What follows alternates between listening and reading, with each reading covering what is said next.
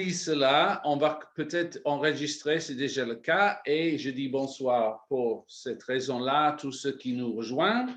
Et je vais lire avec vous donc les quelques derniers versets pour l'étude. On est en Romains 8 et à partir du verset 31, je lis la parole de Dieu. Que dirons-nous donc à l'égard de ces choses? Si Dieu est pour nous, qui sera contre nous? Lui qui n'a point épargné son propre Fils, mais qui l'a livré pour nous tous, comment ne nous donnera-t-il pas aussi toutes choses avec lui? Qui accusera les élus de Dieu? C'est Dieu qui justifie. Qui les condamnera? Christ est mort, bien plus, il est ressuscité, il est à la droite de Dieu et il intercède pour nous. Qui nous séparera de l'amour de Christ? Sera-ce la tribulation ou l'angoisse ou la persécution ou la faim ou la nudité ou le péril ou l'épée? Selon ce qu'il est écrit, c'est à cause de toi qu'on nous met à mort tout le jour, qu'on nous regarde comme des brebis destinées à la boucherie. Mais dans toutes ces choses, nous sommes plus que vainqueurs par celui qui nous a aimés.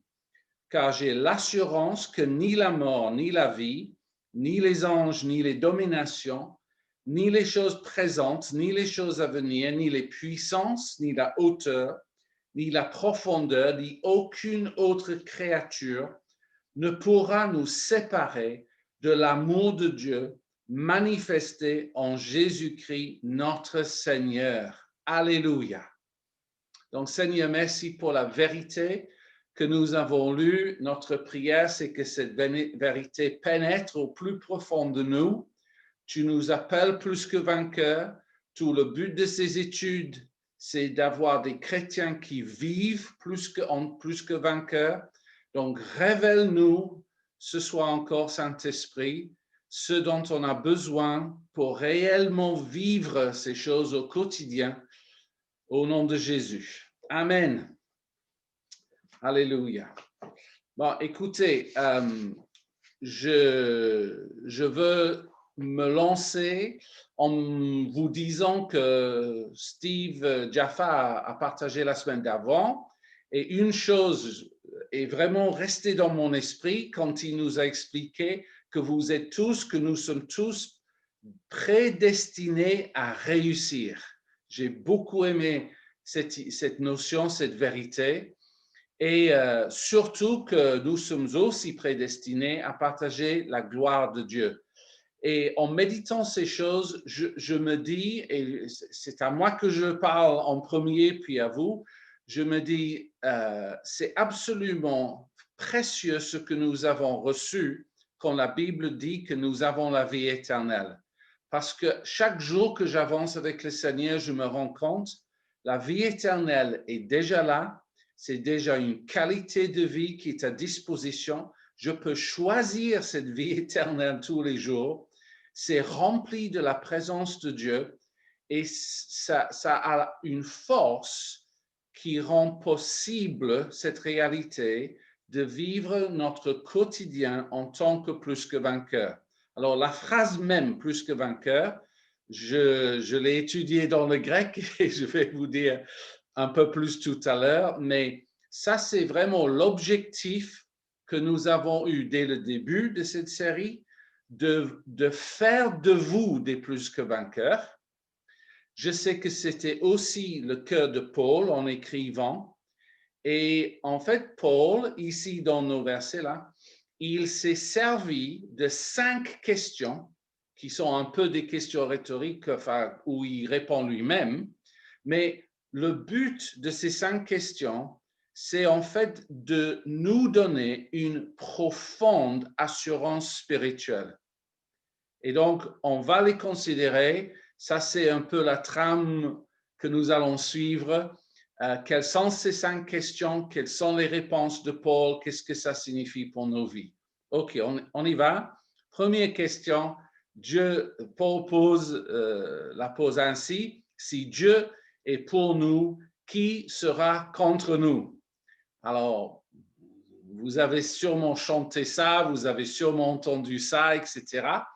Mais je ne suis pas tout à fait convaincu que tous les chrétiens ont compris tout le sens. Je veux dire par cela qu'en fait, quand Paul pose cette question, qui sera contre nous? La réponse, en fait, n'est pas personne sera contre nous. Je suis désolé, hein? C'est pas la bonne réponse. Parce que vous savez très bien que si on demande, alors, qui peut se lever contre un chrétien?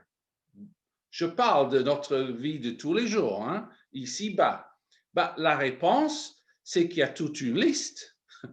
Désolé, hein, mais le diable se pose à nous, les démons et les mauvais esprits se posent à nous, il peut y avoir des sorciers, il peut y avoir toutes sortes d'expressions des ténèbres, des satanistes, même des gouvernements corrompus peuvent se lever contre les chrétiens, comme vous le savez très bien, avec la persécution.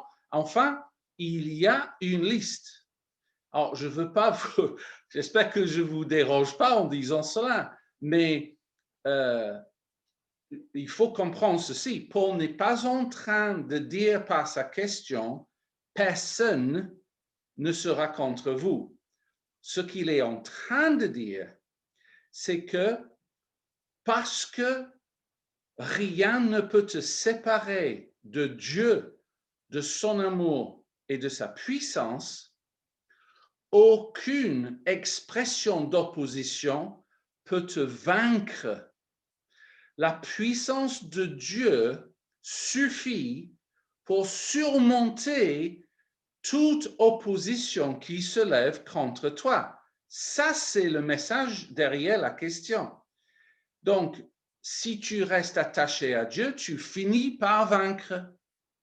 Et même si, parce qu'il faut être réel entre nous, même si un chrétien meurt, tué par la persécution dans une des nations dans le monde où ça arrive, etc., il suffit de lire plusieurs passages en Apocalypse pour dire qu'aux yeux de Dieu, ça c'est une victoire.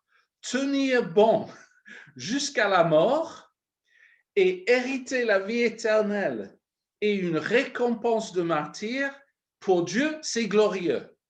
Ça ne veut pas dire que c'est ce qui va se passer pour tout le monde, mais je dis avec Paul que même la mort n'est pas une expression d'un triomphe du diable contre nous, parce que Jésus a vaincu la mort et nous entrons dans sa vie. Donc, le résumé pour la première question, c'est en fait derrière, c'est une promesse de victoire dans la guerre spirituelle, et ce n'est pas une promesse d'échapper à la guerre. C'est ça qu'il faut vraiment retenir. Concrètement, ça signifie ceci pour moi, ce point de départ. Trop de chrétiens veulent juste les bénédictions de Dieu et aimeraient une vie qui est à 100% paisible. Mais on sait tous que Jésus a enseigné, si vous voulez vraiment vivre pour moi, vous aurez des persécutions dans cette vie, mais prenez courage, il dit, j'ai vaincu le monde, etc. Donc en fait, ce que les chrétiens doivent comprendre, c'est ceci. Je peux expérimenter des oppositions, des difficultés, des défis, mais Dieu dit, dans ces défis, je suis plus que vainqueur. Parce que je ne peux pas être séparé de Dieu. Il ne va jamais se séparer de moi, c'est hors de question. Et donc, j'ai toujours accès à sa présence et sa puissance quand je passe par ces difficultés. Donc, c'est ça le sens de la question. C'est puisque Dieu est pour nous, que peut faire l'opposition contre nous? C'est ça, OK? Voilà, c'est une promesse à saisir. Ensuite, il parle du fait que Dieu nous a donné Jésus, dans le sens que Jésus est mort pour nous sur la croix. Et la question au verset 32, c'est la deuxième question, c'est comment ne nous donnera-t-il aussi toutes choses avec lui. Donc, je veux simplifier. Voici l'approche de Dieu ou le raisonnement de Dieu. Il dit, écoutez, réfléchis à ce que Dieu a déjà fait pour avoir la foi qu'il le fera à l'avenir ou ce qu'il va faire à l'avenir. Le passé doit être un fondement pour la confiance, pour confronter des choses futures ou inspirer notre foi pour l'avenir. Et donc, vous avez compris l'argument. Et Paul dit, écoutez, la chose que Dieu avait de plus précieux dans ce monde de loin, c'était son propre Fils. Rien de plus précieux aux yeux de Dieu. Mais il a accepté de donner son Fils pour nous, de voir son Fils meurtri, torturé et crucifié pour nous. Donc, il dit logiquement, même intellectuellement, comment pouvons-nous croire que Dieu va par la suite retenir ou ne pas vouloir donner des choses moindres, des choses qui ont beaucoup moins d'importance aux yeux de Dieu? Non, il nous a donné ce qu'il avait de plus cher. C'est comme une preuve pour Paul qui va continuellement donner tout ce qu'il nous faut dans nos vies. C'est une expression de provision de Dieu, si vous voulez. Donc, moi, je connais certains chrétiens qui réellement sont arrivés à cette conviction que je vais vous dire maintenant. C'est un défi, mais tu peux aussi vivre de cette façon. Ils ont décidé de croire que Dieu pourvoira pour tous leurs besoins jusqu'à la fin de leur jour. Ils ont juste pris cette décision. Dieu, je te fais confiance. Tu m'as donné Jésus, ok, j'ai compris. Tu ne vas rien retenir dont j'ai besoin. Donc, jusqu'à mon dernier jour sur terre, c'est réglé. Je te fais confiance et je verrai la provision de Dieu. Ça, je peux te dire, si tu arrives à vivre comme ça, oh, la paix qui arrive, tu vas enlever un montant pas possible de soucis inutiles, d'inquiétudes et de craintes. Tu peux balayer tout ça avec cette conviction-là. Il nous donnera aussi toutes choses avec Jésus. Wouhou! Gloire à Dieu. Je suis content. OK. Numéro 3. Qui accusera les élus de Dieu? Ça, c'est au verset 33. Alors, cette question est importante parce que on sait, je pense, vous savez maintenant que Satan signifie l'accusateur, celui qui accuse. Donc, vous avez compris probablement que dans le combat spirituel que nous avons, une des premières stratégies de l'ennemi, c'est de nous accuser dans nos pensées. Tu as fait telle chose, ou tu n'es pas digne, ou tu es ainsi de suite. Donc, il connaît nos faiblesses et il essaye de semer des pensées pour nous accuser. Ça, c'est sa stratégie. Alors, la mauvaise réponse à ça, ce serait d'essayer de se défendre nous-mêmes. Ça, c'est pas une bonne idée parce que après, tu vas perdre l'argument. Oui, mais j'ai pas fait exprès. Oui, mais j'étais fatigué. Non, non, laissez tomber. Ça, c'est pas bon. Non, non, faux raisonnement. La bonne réponse, c'est les 4 mots que Paul nous donne. C'est Dieu qui justifie. Alléluia. C'est Dieu qui justifie. L'ennemi peut dire tout ce qu'il veut, les hommes vont dire tout ce qu'ils ont à dire, mais quand on se tourne vers Dieu, et toi Dieu, qu'est-ce que tu dis? Tu entends? Non coupable. Tu entends non coupable. C'est Dieu a décidé. On peut, je sais pas, on peut dire pourquoi Dieu tu as fait comme ça, mais ça ne changera rien. Dès que ta vie est en Christ, Dieu dit, j'ai effacé tes fautes et tes péchés à tout jamais, y compris les futurs, dans le sens où, bien sûr, si c'est possible pour un chrétien de vraiment se tromper et avoir besoin d'une sorte de conviction de l'Esprit Saint, où on se sert de la repentance pour dire, ben, Seigneur, j'ai compris, j'ai mal agi, donc je te demande pardon, mais dès qu'on fait ça, on est de nouveau dans le chemin de non coupable. C'est Jésus qui a été déjà établi comme juge, Jésus qui reviendra une deuxième fois juger le monde, mais pour chaque chrétien, Jésus a déjà dit, à toi, j'ai déjà prononcé non coupable. Quand je reviens pour toi, c'est pour te donner des récompenses par rapport à ce que tu as fait en me servant sur terre. Donc, alléluia, c'est tellement libérateur. Alors, il faut répondre à la question, qui accusera les élus de Dieu? La réponse est pas Dieu. Je suis ton élu et je suis non coupable. Ça, c'est notre réponse à la question. Et alléluia, je vois de plus en plus la repentance comme un outil pour rester dans la sécurité avec Dieu et avec une conscience qui est lavée par cette vérité. OK, quatrième question. Qui les condamnera? Alors, les deux sont liés. Hein? Si on n'est pas accusé par Dieu, c'est clair. On a déjà lu premier verset en chapitre 8, il n'y a aucune condamnation. Tout ça, vous le savez. Mais en fait, Paul développe sa pensée. Il va plus loin que simplement dire « Ah, il n'y a personne qui te condamne ».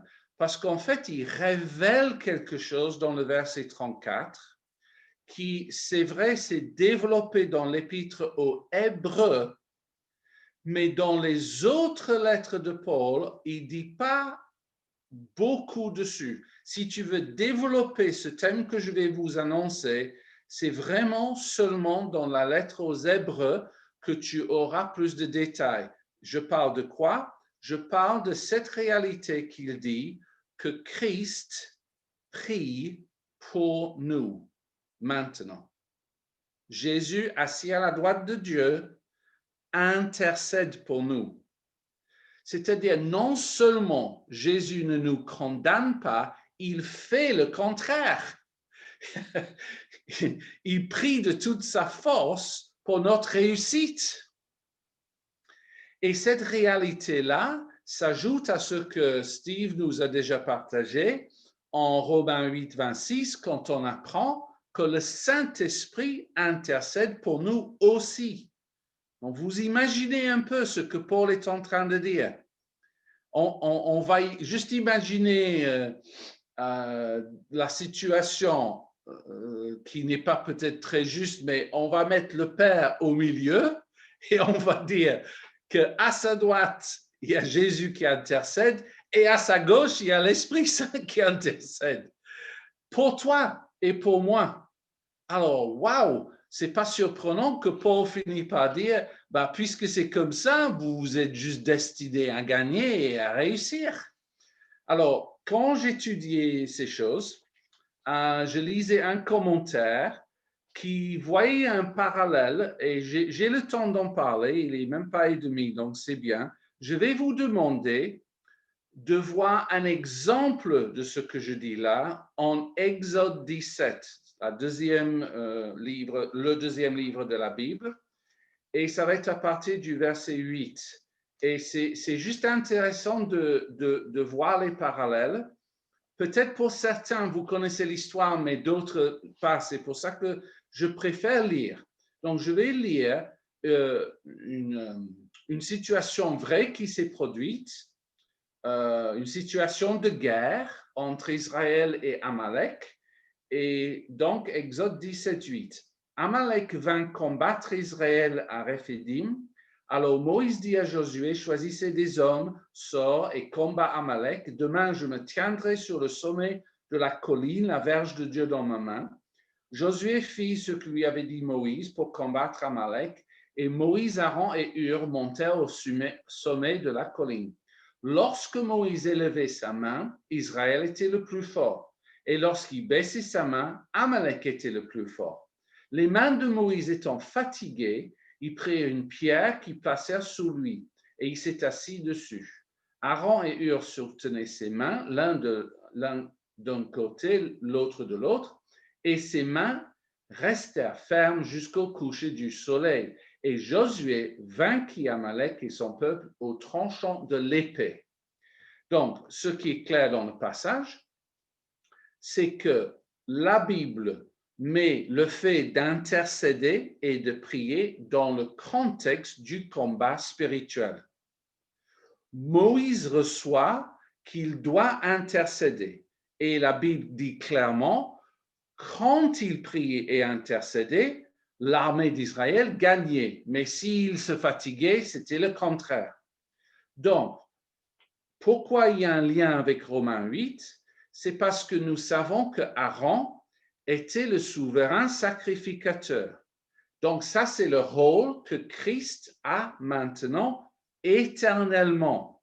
C'est-à-dire, là, Aaron, c'est comme un type de Christ, un exemple prophétique du rôle de Christ qui vient à côté du chrétien, qui soutient ses mains, et même quand le chrétien est fatigué, il est toujours là en disant, moi je vais te tenir et je vais te donner ma force dans l'intercession. Et de l'autre côté, vous avez Hur, et son nom signifie lumière. Et il représente l'Esprit Saint qui donne la lumière de Dieu, qui illumine l'essentiel, qui te montre ce qu'il faut prier. Il nous aide dans notre faiblesse, la Bible dit en Romains 8, qui soutient aussi nos mains. Et si nous sommes plus que vainqueurs, c'est que nous avons ces deux à nos côtés et la promesse est là pour vaincre l'ennemi. C'est juste un exemple prophétique de la réalité que nous lisons là maintenant en Romains. Donc, alléluia pour ça. C'est juste une image pour vous convaincre que c'est vraiment vrai. OK. Alors, ensuite, cinquième et dernière question. Qui nous séparera de l'amour de Christ? Alors ça, vraiment, pour moi, c'est la clé de la victoire au quotidien. Parce qu'on lit clairement que rien ne peut te séparer de l'amour de Dieu. Mais ce que j'aime avec Paul, c'est qu'il ne le dit pas hors contexte. Parce que vous avez lu avec moi, c'est ce verset un peu étrange, on nous met à mort, on est comme des brebis qui vont se faire abattre, etc. Et en fait, je vous explique ce qu'il fait. Paul, là, il cite l'Ancien Testament. Il cite un verset dans le psaume 44 et pour le contexte, ce psaume fait référence à une période quand Israël était en grande difficulté, avait des ennemis qui envahissaient et était dans une grande confusion. Dieu, pourquoi tu as permis que? Alors, il y a des réponses historiquement qui expliquent, mais je veux dire, Paul cite la réalité qu'on peut vivre des choses très compliquées. Donc, il faut mettre les deux ensemble. Paul dit, d'un côté, rien ne peut te séparer de l'amour de Dieu. OK, alléluia. Mais à côté de ça, il dit, mais tu peux vivre des choses très compliquées. Les deux sont dans le même verset, OK? Mais la clé pour interpréter sa pensée, c'est le fait que dans le verset suivant, là je suis au verset 37, il dit « mais » dans toutes ces choses. mais dans toutes ces choses. C'est-à-dire, quand il dit toutes ces choses, en fait, c'est toutes ces choses négatives que nous pouvons vivre. Il faut suivre son argument. Rien ne peut te séparer de l'amour de Dieu, mais tu peux vivre des choses compliquées. Cela dit, dans toutes ces choses compliquées, nous sommes plus que vainqueurs. Or, quelque part, c'est même logique. Si la Bible dit que tu es vainqueur, ça sous-entend qu'il y a quelque chose à vaincre. Enfin, excusez-moi si c'est trop évident ce que je dis, mais si tu n'as rien à vaincre, comment peux-tu savoir que tu es plus que vainqueur? Tu dois avoir une opposition pour découvrir ta force et ta capacité de surmonter les choses. Mais ce qui m'a béni en faisant ces études, et c'est toujours le privilège des enseignants, parce qu'on creuse et on dit « wow », et puis on partage. Ce qui m'a vraiment béni, c'est d'abord de comprendre que Paul a plus ou moins inventé un mot grec. C'est-à-dire, il a mis deux mots ensemble parce qu'il ne trouvait pas un seul mot qui existait qui était assez fort. Il faut le faire. Et donc, là, je dois vous donner du grec parce que vous serez heureux, honnêtement. Donc, il commence avec le mot qu'il crée, et je vais écorcher la prononciation, mais ce n'est pas grave. C'est hypernikao, qui vient de deux mots grecs hyper, sans surprise, et nikos, la racine. Alors, hyper, et là je cite des choses, des commentaires. Hyper signifie plus que supérieur, dominateur, inégalé, incomparable, sans égal. Mais il est en train de parler de nous. Faut vraiment demander au Saint-Esprit de nous révéler des choses ici. Et ce deuxième mot, Nikos ou Nikao, signifie vainqueur, champion, maître et conquérant. Donc, si on veut le combiner de différentes façons, on peut dire nous sommes des conquérants victorieux ou nous sommes des champions incontestés. Voyez un peu la force de cela.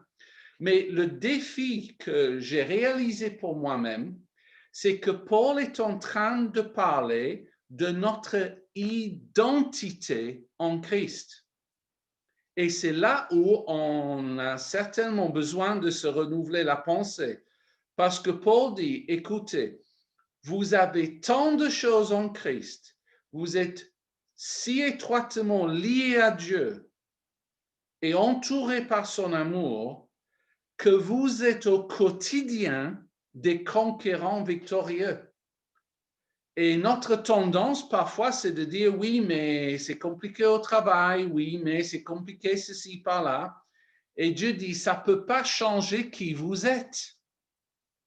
Et c'est quand vous comprenez qui vous êtes que quelque chose se lève en vous et vous vous dites, ben, moi, je vais agir comme un champion incontesté au travail alors. Et j'ai une attitude de conquérant maintenant, pas avec arrogance, mais parce que je m'appuie sur Dieu. Je ne peux pas être séparé de son amour et il est pour moi. Ça veut dire il est pour moi partout.